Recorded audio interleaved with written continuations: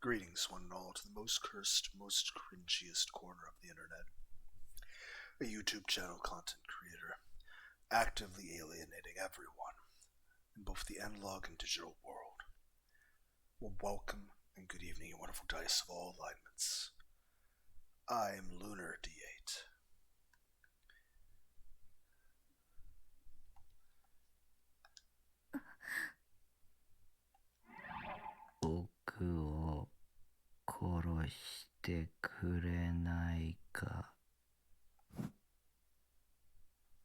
Double check OBS. OBS channel's working just fine.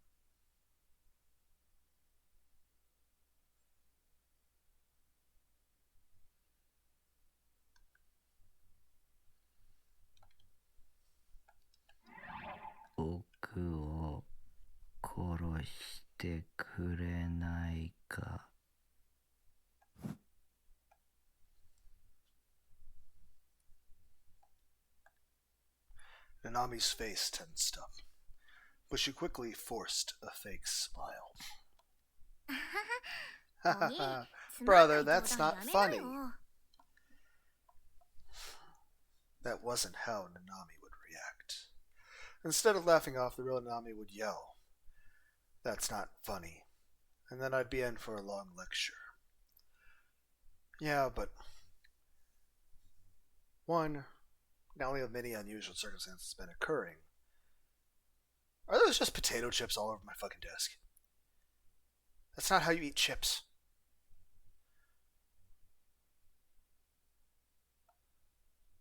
I still want to be able to look at all the individual hentai and boxes and anime figurines up close. That being said, it would make sense that not only would you notice a difference in my demeanor, there is the broken part of the bunk.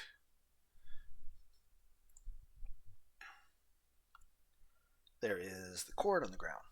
There is what should be a very visible bruise around my neck. Not that it mattered anyway. It didn't matter. If this Nanami wasn't going to kill me, then I wasn't interested in her at all. She could disappear right now and I wouldn't care. Saratan and I stared at each other's eyes. If Saratan was 3D, she'd grant my wish, I knew. Huh. Remember the start of the game? There was an introduction movie.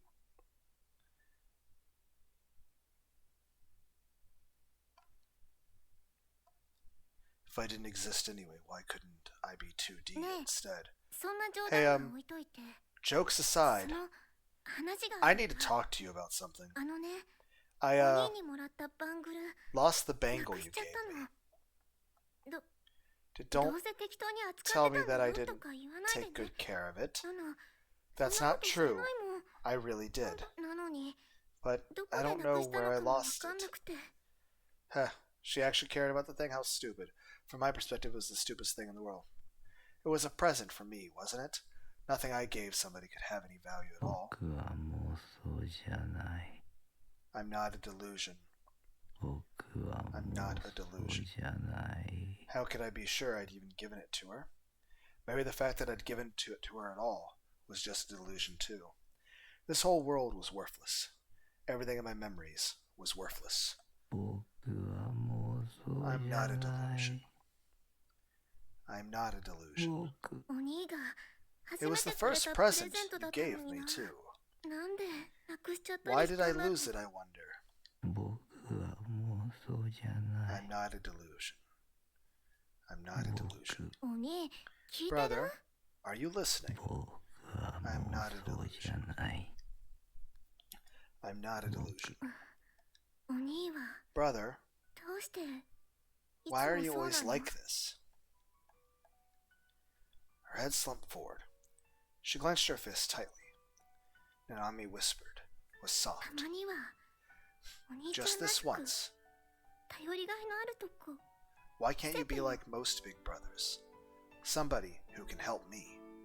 What? You're asking the wrong person for help. I'm just a delusion. I'm not a delusion. I'm not a delusion. I stared at Saratan's smile, making sure to not let myself see anything else.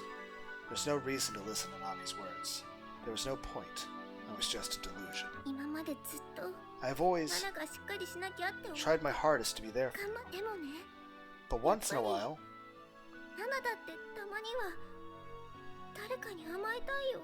I want somebody to be there for me. Now, not just somebody. I want you to be there for me. I'm not a delusion. Not a delusion. You're my big brother. Sometimes I want you to help me with stuff. I'm not a delusion.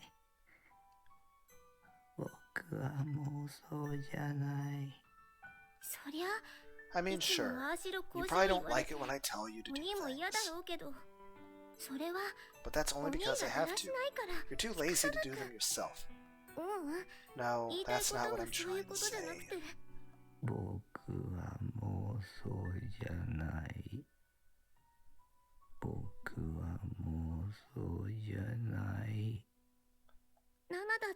Sometimes, there are times I want you to listen to me complain.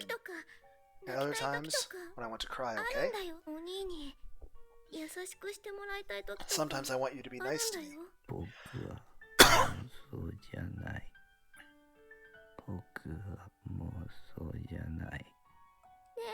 Hey, brother? Oni-chan, listen to me.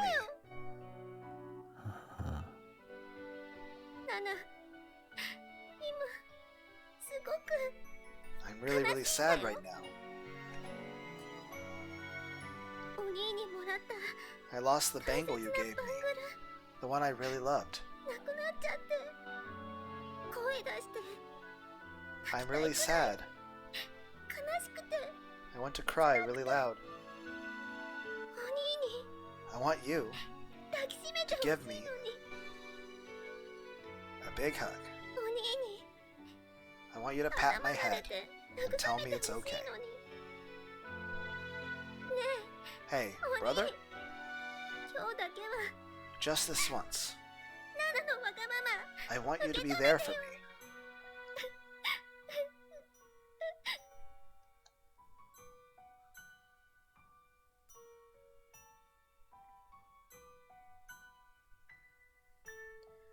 I slowly looked up and saw Nanami crying. She was trying to hold back tears, but they were falling from her eyes anyway.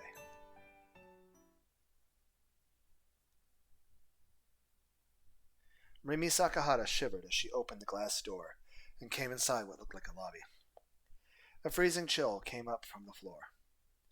There was no sign of anyone nearby. Given the location, that was only natural, but knowing what was waiting ahead, Rimi still wished there was at least one person there. In front of her was a soundproof door like you'd see at a movie theater. There was a chill coming from the gap between it and the floor, and a white fog like dry ice. Rimi bit down hard on her lip. She was holding her D-sword in both hands. She had already rebooted it. It'll be fine. So, don't be scared. Trying to pep talk yourself? Understandable, I'd probably do the same thing. Rimi told herself this as forcefully as she could. Then she took one last big breath before pushing open the door with her shoulder.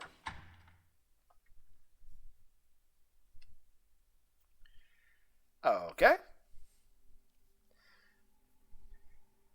Her eyes went wide when she saw what was inside. It was a device, impossibly huge and monstrous. The room was dome-like, with the device at its center. There was a faint, eerie sound that echoed through the huge space. It was a low, like a beast roaring. The sound meant the device was running. Noah 2. It's already online. It's all thanks to you. A voice answered her. When she heard it, she felt terror in her very soul. Rimi Sakahara, it's been a year and a half, hasn't it? Rimi's instincts were screaming in terror. Her heart started to pound and her body began to shake. Terrible memories assaulted her mind. Her dark past was threatening to come back. She shook her head gently and gripped the D-sword to give herself strength, then turned toward the direction of the voice.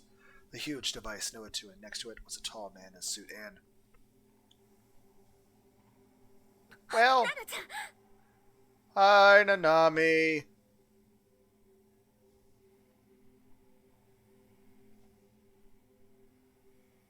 Are you dead?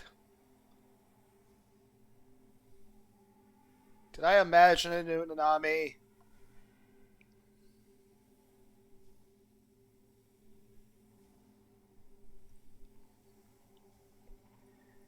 Well, is there a version of the story in which this doesn't happen? In which I, got the D-sword right away and was able to, save her? She dead? Has she been dead for a while? Is she being kept in a coma-type state? And her mind is wandering? Is she decaying? Well, this isn't good.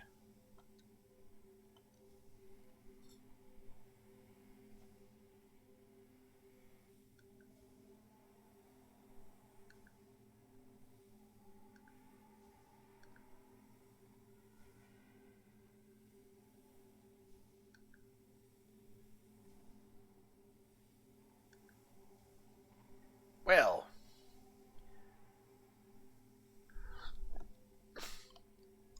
Nanami Nishijo was being held there. A torn uniform, a bloody bandage on her right hand, a limp, slumped head. She was terribly pale. Is she dead?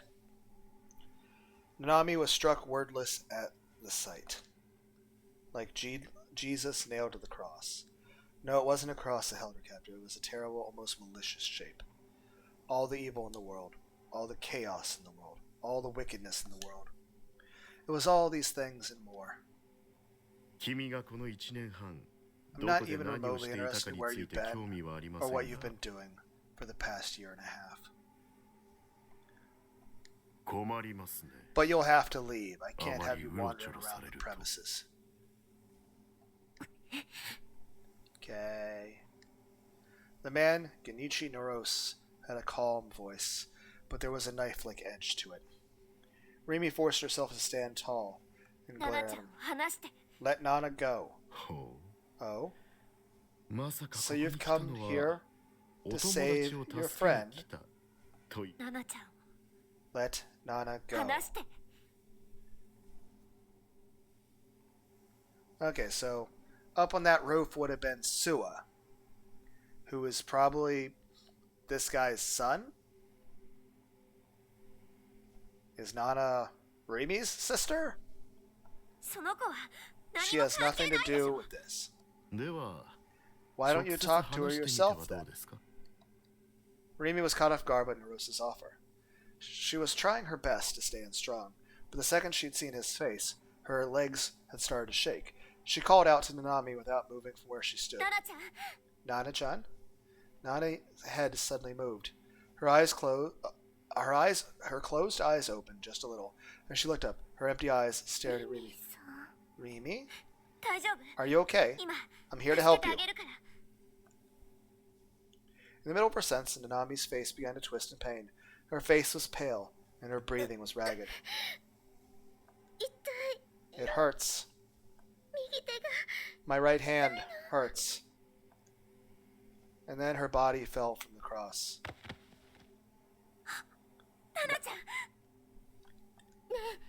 Hey, Rimi? Nanami was lying on the ground. Wait! Are they pulling with the same thing they did to you and to me? Is it just a dude with a backpack mind controlling me to think it's my sister?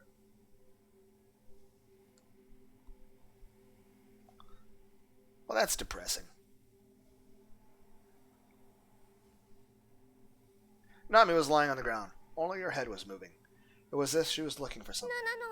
Do you know where my bangle is?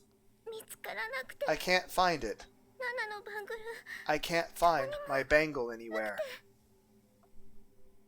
She stood up slowly and began to search her surroundings with her left hand. Bangle? Your bangle, right? Sure. I know exactly where it is. So come on. Let's go. Let's go to the hospital, okay? My hand. My hand hurts. Why? Why do I know you? Did we meet somewhere? Rimi. Was it you? Did you take my bangle? No. How could you? That's so mean.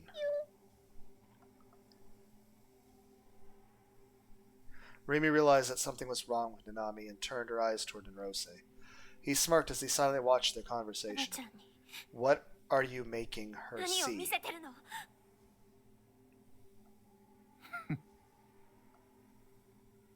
Nanami's gaze was locked on Rimi. She slowly staggered to her feet like a newborn fawn.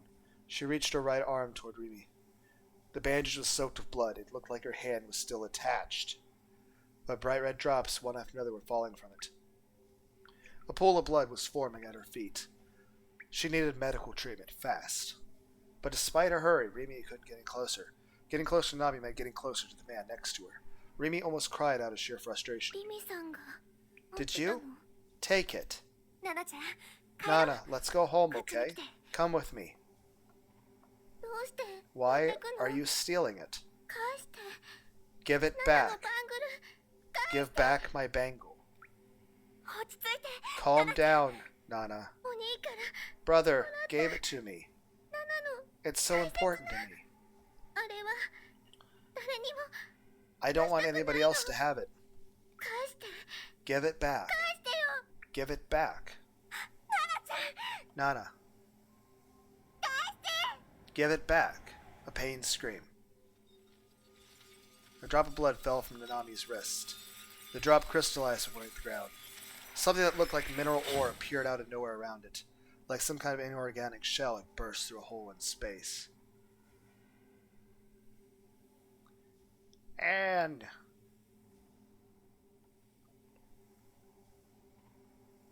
I can kind of see your hands missing. The crystal and ore instantly fused into a single shape. It seemed far more like a cross than the thing which had been holding Nanami.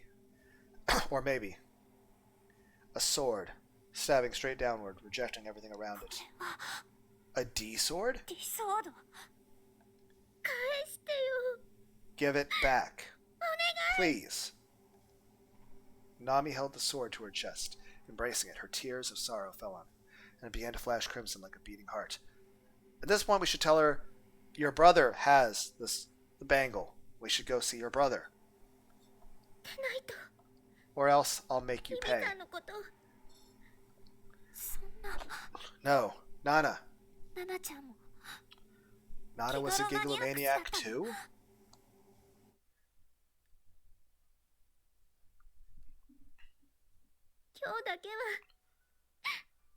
Just this once. I want you to be there for me. Wah, sob. Nami was crying. She was trying to hold back her tears, but they fell from her eyes anyway. I gave her a single glance, and I looked back to the ceiling and returned to counting the rust spots. It doesn't matter if you cry. There's nothing I can do for you.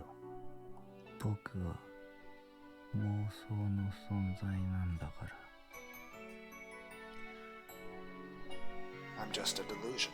A delusion. Don't say that.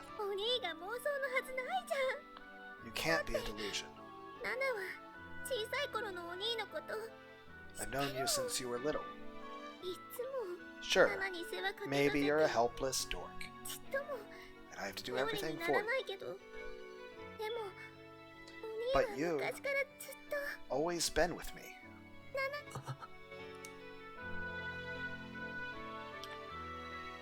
That's right. Nanami was right. I remember Nanami from when she was little. I had my own memories of being young, too. I remembered being in elementary school and not being able to go on a field trip, and how I'd watch the bus of my classmates get on in an accident. I remember Mr. Saito, my teacher, who died.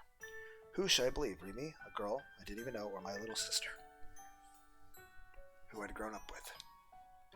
Wasn't the answer obvious? Rimi was lying. Nanami was telling the truth. And if Nanami was real, then so was I. Nanami? I reached out a hand toward Nanami. Her existence was my only hope. She was the one thing that could possibly save me. Save me, Nanami.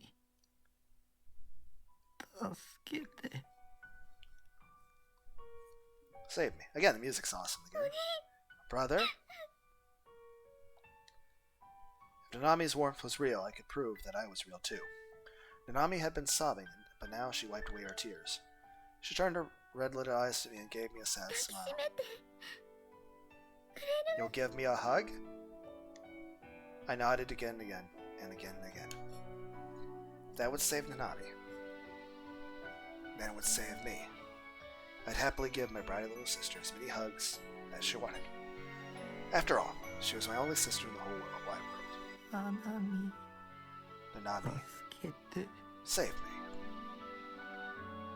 I wanted to feel her warmth as soon as I possibly could. So when she slowly leapt into my arms, I wrapped my arms around her.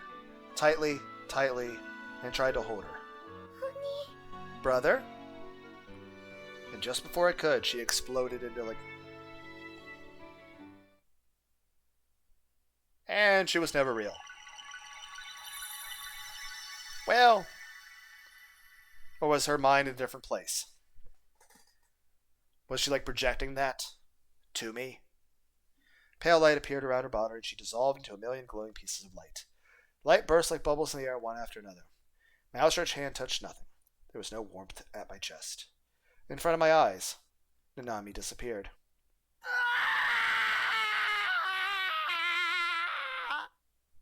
Yep.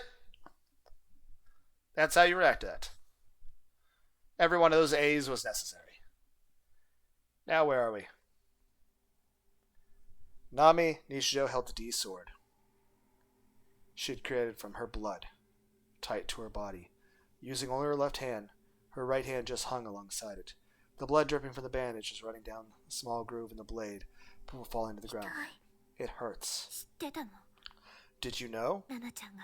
Did you know Nana was a gigomaniac? Rimi's question was directed to Narose, who had watched the events unfold silently. No matter how much hate was in her gaze, he seemed completely uninterested. It was pure coincidence. After all the horrible things you did to her, how can you call it a coincidence? It wasn't nearly as difficult as it was with you. My company has a procedure for the awakening process now. Sadly, the procedure failed to work on Takumi Nishijo. He's a monster, an irregularity, and thus difficult to work with. Don't call him a monster. Why? Because you're a monster too? That's not what I meant. A creature born of the void, then. Perhaps that's more to your liking? Rimi looked away, biting her lip in frustration. She was still shaking. She had to save Nanami, but her legs wouldn't move, like they were rooted to the floor. Narose, however, seemed completely unfazed. He gave Nanami's head a loving pat. Nanami didn't react. Her head was slumped, and she was taking one shallow breath after another. Imagine a spotlight lighting up a single point in a great field of darkness. Surrounding the spotlight are piles and piles of dead bodies, but no one can see them, not even you yourself.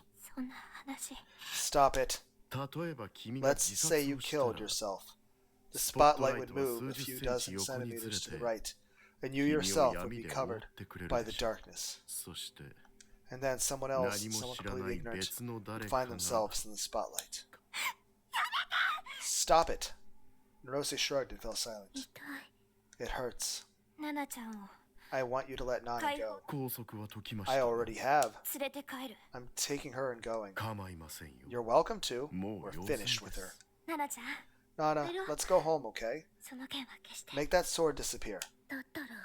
Then give me back my bangle. I will. Rimi knew where Nanami's hand was being kept. On that day, The night when Nanami's right hand had been delivered to Kami's room. The night when Takumi had been humiliated on the roof of the O-front. Rimi had taken the hand from his fridge. Shogun had it now. It was being kept cold so that it wouldn't rot. The bangle was there too. My brother gave it to me. It belongs to me. How could you steal it like that? Nanami's voice was getting more and more violent. Calm down and take a deep breath. Get a hold of yourself. Let me ask you a question. Narose suddenly interrupted them.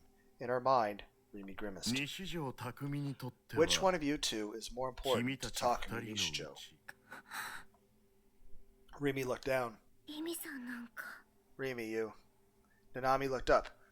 Light had returned to her empty eyes. They were abnormally bright. Rimi quickly brought up her sword, but froze inside the sudden darkness. The lights had been cut. Whether it was an accident or deliberate, Rimi couldn't tell. Don't let it beat you, Rimi whispered to herself. Her voice made the air vibrate, but quickly melted away the inside of the darkness. She realized she couldn't hear the awful rumbling coming from Noah 2 anymore, either. She didn't like the dark. It brought back memories. Rimi looked around her. There was darkness everywhere. Not a trace of light was to be found. Could she not see because it was dark, or could she not see because her vision wasn't working? She couldn't tell which way was up and which way was down. She didn't even know where she was. The darkness worked its way inside all of her senses. She couldn't even sense her own body anymore. It was like her body had transformed into a gas. Like her mind was leaking from its vessel. Past and present melted together, and Rimi's memories began to mix with one another. When was it now? When was the past? A single ray of light shone down into perfect darkness, and in the center of the circular spotlight she saw herself crouching on the ground, with her arms wrapped around her knees. Rimi stared at herself from within the darkness. It was just like back then. Back then, Rimi had nothing. She woke up one day to find herself locked up, tortured. Psychological pain was worse than the physical pain. Every day was hell, and every day all she could do was endure. Rimi didn't know where she had been before that, when she had been imprisoned here, how long they had been torturing her. Rimi didn't know. Somehow, it didn't feel like amnesia to her. It felt like she'd only begun to exist the moment she'd woken up here. Maybe the personality which had inhabited this body before had killed itself within a delusion to escape from the pain. And maybe the current Rimi was born to take its place. I wonder if all the people at D Swords actually did start off this way too. Like no one has actual parents. Like even Senna's dad isn't actually her dad. I don't know. Is Senna's dad even real? Is he also made up? Maybe there had been many different personalities before her. Maybe the name Rimi Sakahara was one that changed with each new personality. There was no true me inside me. Something moved within the darkness. Rimi stood up and slowly approached it. It was Shinji Ikari walking to get a soda out of the fridge. When she moved, the spotlight went with her.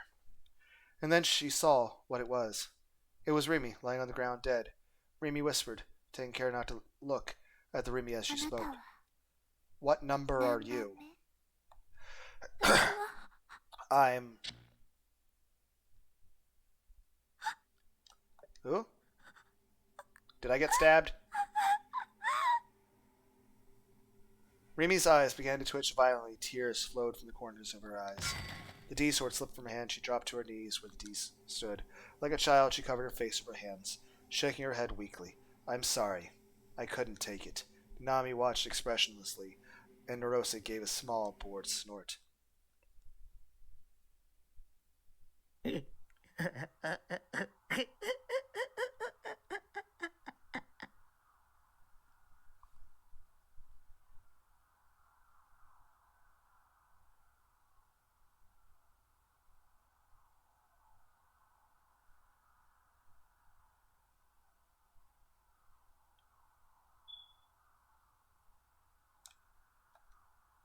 There was nothing left of Nanami.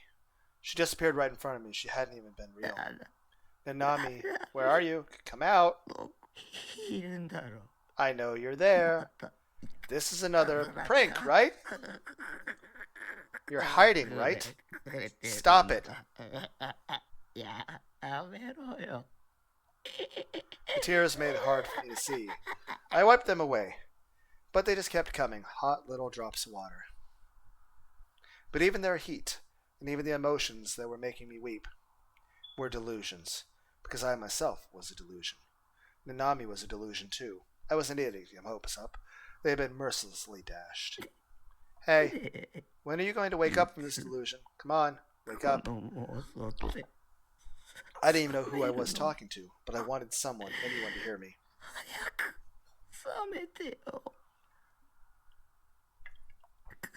But when this delusion ends, I'm going to find out I'm actually really handsome.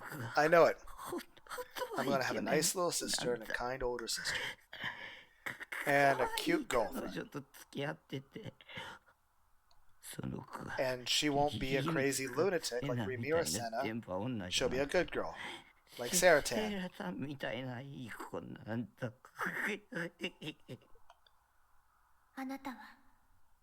You are a delusion.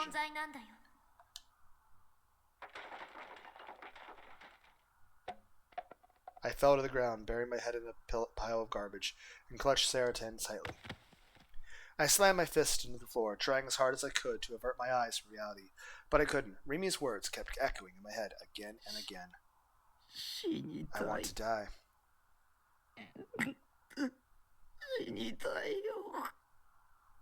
Voice acting's very good in the game. But why won't anybody...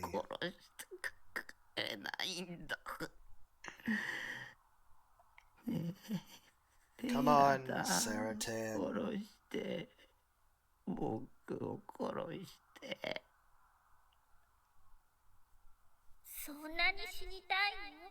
Do you want to die that badly?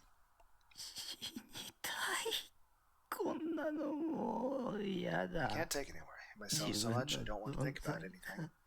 I don't want to live anymore.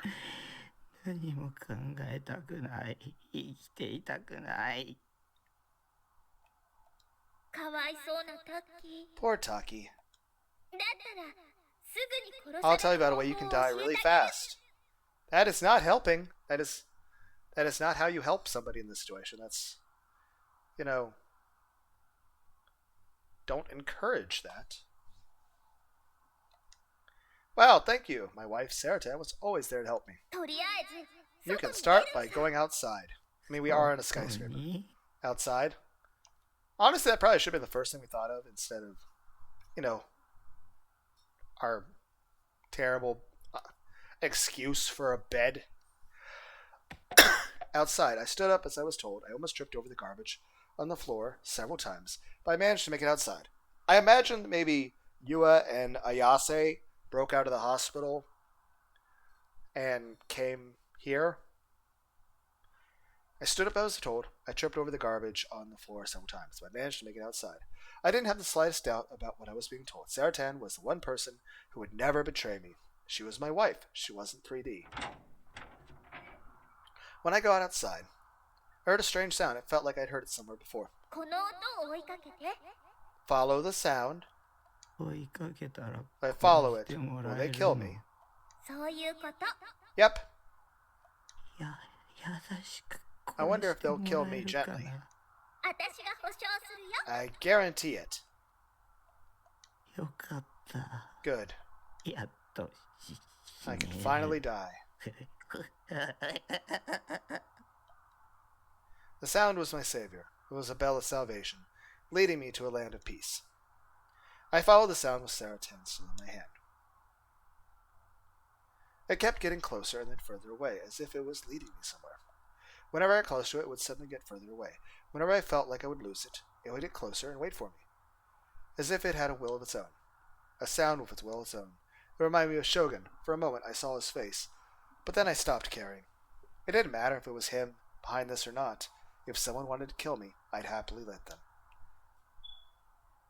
I stopped even trying to figure out what was the source of the sound might be. I was going to die soon anyway, and since I didn't exist, there was no point in thinking about it.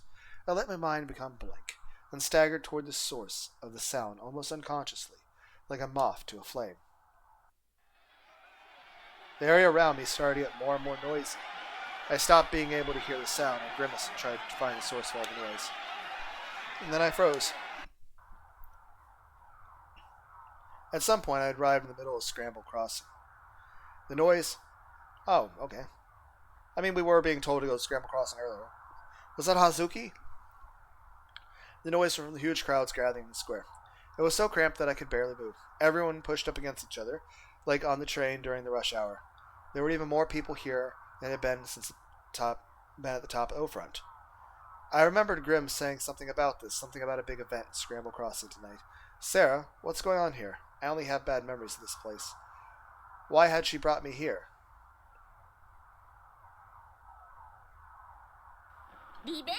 This is your second shot. Where's the person who's going to kill me?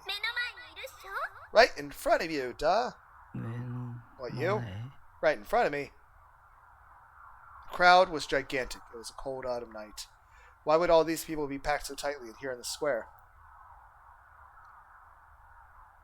And then the crowd in front of me parted like Moses parting for the sea in the Bible.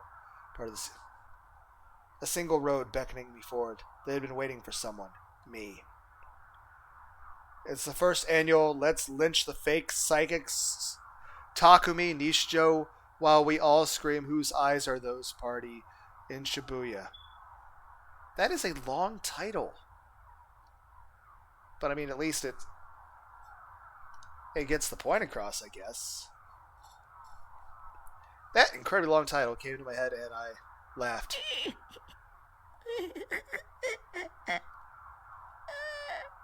This is like, how many people does it take to screw in a light bulb? Also, why does the guy in the blue hat not look like he's on the same,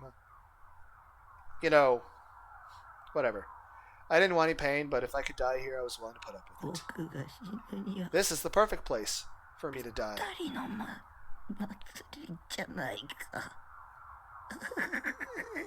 I understood what Sarah Tam meant by a second chance. I had been able to die last time, so now she'd give me another chance. I began to work my way through the crowd, an idiot's smile forming on my mouth. I found myself at a place while rows and rows of reporters lined up with cameras and microphones. The media seemed on edge, just like the rest of the world. There was a lot of noise, but nobody seemed to be having fun. There was none of the joy and excitement that they'd shown when I embarrassed myself at O Front. They were all staring at me. Their eyes were cold and sharp. There was something akin to murder in their gaze. My hopes grew even higher. Kill me. Kill me. I looked up to see all four of the big new TVs in the crossing were showing me walk through the crowd. It was being broadcast all around Japan, too. I was sure if 40% of the country were watching, that meant 48 million would be there to watch me die. I'm not even real, and you want to watch me die? I'm totally worthless, and you want to watch me die? You really want to watch me die? You're a bunch of idiots. But that's fine with me. Watch all you want, as long as you kill me. I stood in front of the line of cameras and microphones. All the flashes on the camera went off at once. Dazzling lights flashed and disappeared. I squinted in the brightness. An older male reporter I recognized from television was the first to speak. Nishijo, what kind of performance do you have for us today? Also, they're saying that the suspect arrested in the crucified killing was only following orders given him by somebody else. What are your thoughts on this? Why was this guy being so friendly? And what did he mean by, what are my thoughts on this? What was that supposed to mean? Was he asking me my opinion? To be fair, whenever they asked a famous criminologist on TV for his opinion, he would always say the same boring things. It wouldn't be too hard to do a better job than that. But I didn't care. I'd stopped caring about New Gen entirely. I'd come here to have somebody kill me, not to answer questions from reporters. I didn't have the strength left to do it if I wanted to. So, Nishijo, let me ask you this. They're calling the real killer, whose eyes are those? And they're saying that you're the only person that could possibly be. Yeah, maybe. My whisper was picked up by microphones and sent all throughout Shibuya by the big TVs. A murmur arose from the crowd. They were starting to become even more murderous. I don't care. Just kill me. I want to be free. Don't make me put up with this bullshit. But the microphone got even closer. They were pushing right up against my mouth. Like a bursting dam, the other reporters began to shower me with questions. Can we take that as an admission of your involvement? Have you ever found yourself unable to tell the difference between reality and a video game? Tell us about the relationship between you and the suspect, Komiada. Did you think it was a video game when you killed those people? Maybe I am like a video game character in a sense. Somebody reset me. Let me get a game over. Just kill me already. And when I said that, the tension in the crowd already reached its peak and burst. Die, you're inhuman. You're a monster. I'll kill you. Go to hell. Give him the death penalty. Kill him right here. Murderer. A wave of people crashed toward me. I was caught up in its swell. Screams and shouts all around me. I was smashed between the press of people. I found myself picked up off the ground, pressed by bodies from all directions as my feet left the ground. I struggled, but helplessly they struck me in the head, hit me in the arm, but it wasn't enough pain to kill me. Even when I thought they would strangle me, I still didn't resist. I let the chaos have its own way with me, and suddenly the pressure disappeared. I fell to the ground. Saratan slipped from my hand. She rolled along the asphalt. People's legs were all around me like trees in a forest. My wife was rolling between them. I reached my hand out desperately, but I couldn't grab her. Her dazzling smile, the smile that had kept me going, was crushed by someone's leather shoe. Taki, it hurts. Help me, Taki. Then someone kicked her tiny body and sent her flying. A woman's red heel came down on her torso, crushing it. Taki! Blah! Oh no, my fake anime wife is dead. No. Sarah! I called out, but there was no answer. My one ally was gone. The sorrow threatened to crush me. Now I had no reason to stay alive at all. I looked up and saw the walls of people had even blocked out the night sky. Nobody noticed I was crouching here. I was right here. Nobody saw. I was begging them to kill me, and nobody heard. Why was everyone ignoring me? Suddenly, I felt it on my neck. The prickling. The gaze of God. You. It was in my head. Cannot die here. The voice echoed. I gasped. Get the D sword. I clenched my jaw hard. Shogun. I looked for his wheelchair amid the forest legs. I looked for some asshole in a Darth Spider cosplay. So this whole thing was your doing, wasn't it? I should have known. Are you going to show up in that stupid cosplay again and threaten me? Are you trying to make me do the same thing you tried to make me do before? All I want is death. I don't want to be a living freak show anymore. The Shogun you saw wasn't me. I don't cosplay. I don't care, just kill me already. They've put their plan into motion. Things are about to get even worse here. They, the ones behind all of this, the ones who are the cause of all this chaos, the ones who are trying to use this chaos for their own ends. And only one person can stop them. You. I sat up. The yelling and screaming was still going on above me. Nobody was looking at me at all. The crowd and the media were all jumbled up now. They were grabbing each other, swearing at each other, hitting each other. What had gotten into them?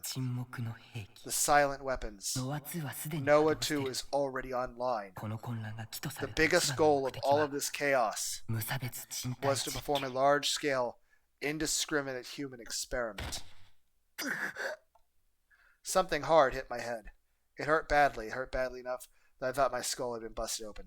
I put my hands to my head and pressed hard to all the pain. I looked around with tear-stained eyes to see a fist-sized rock nearby. There was a little bit of blood on it. Someone must have thrown it and hit me. It was an awful, aching pain. When I put my hand on the wound, I felt something wet and slick. My fingertips were stained with blood, my blood. Okay, what? Why are you screaming? I heard a loud pop. Oh, so someone's shooting a gun. I guess somebody in Japan has a gun. Heard a loud pop sound in the distance, and a woman scream, a gunshot. Was there someone here with a gun? Why was everyone so excited? Why was everyone so eager to fight somebody they'd never met? Why was everybody acting so bizarrely? Weren't they all just waiting for me to be the bad guy? The sacrifice? Shibuya's G rate, its biorhythms have risen to an impossible level. Like I just said, a large-scale, indiscriminate human experiment. Everyone here is being subjected to an invisible attack. I heard that sound, the creaking sound, the rusty sound, like the last gasp of a dying woman, the sound of wheelchairs' wheels. So many people were crammed in the square, walls being waves, people roiling and undulating. But as Shogun wheeled forward, no one collided with him. No one tried to stop him. He came right toward me. His body was so small, so frail and thin. He was covered in wrinkles. It looked like his bones might break the slightest touch. His eyes were cloudy. I couldn't tell what he was looking at, what he was seeing. I couldn't take my eyes off him. The noise of the crowd around me suddenly became distant.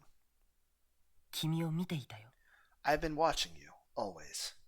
It was the same voice I heard when we first met. It wasn't the strange voice I'd heard at O-Front. Who are you? I'm you. And with those two words,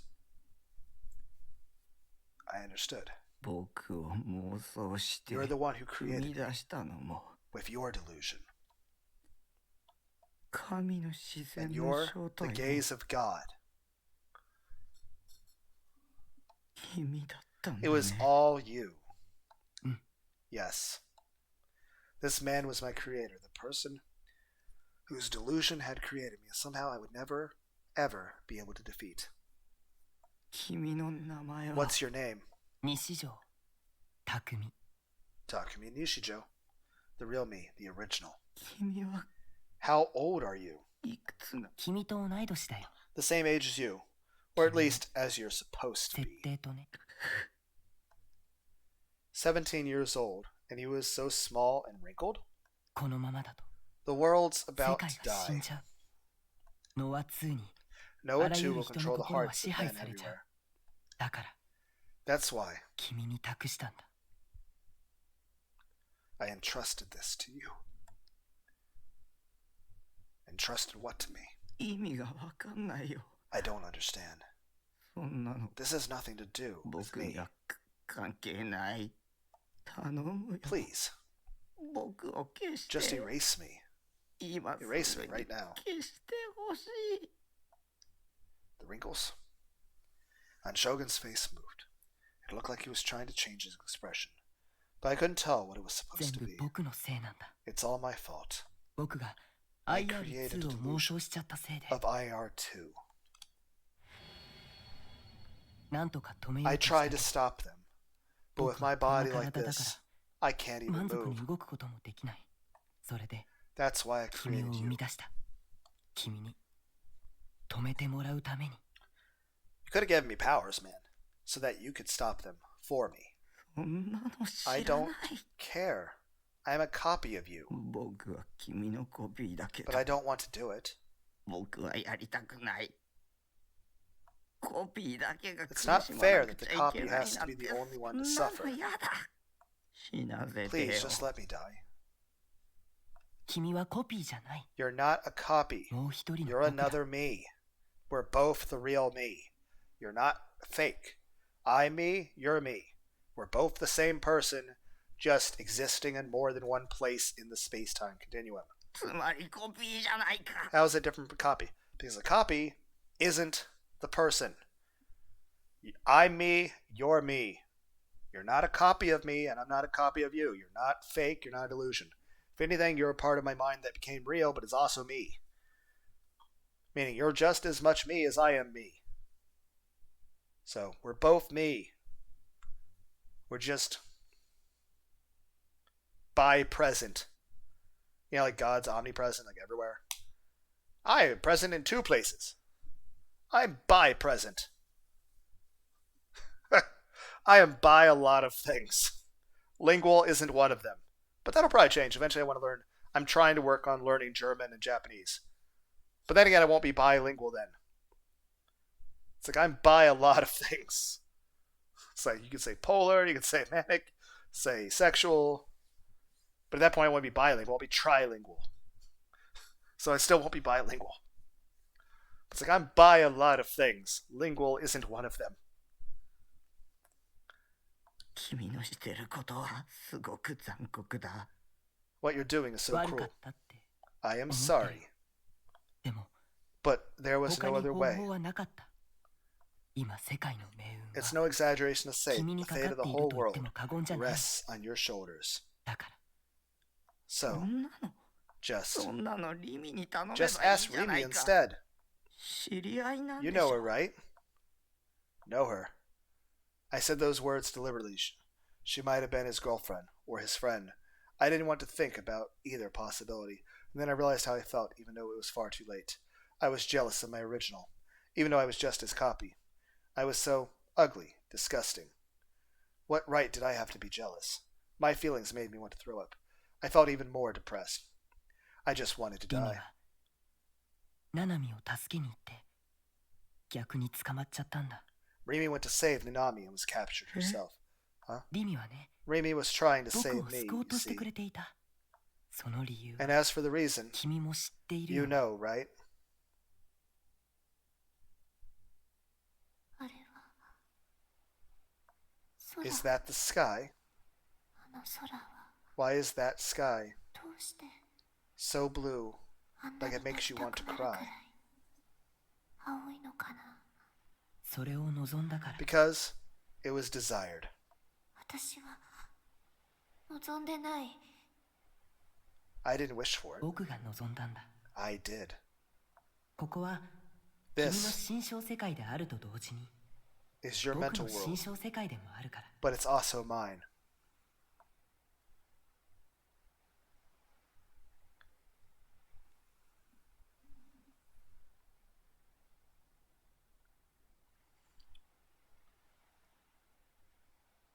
Remy turned to look at me. She seemed confused.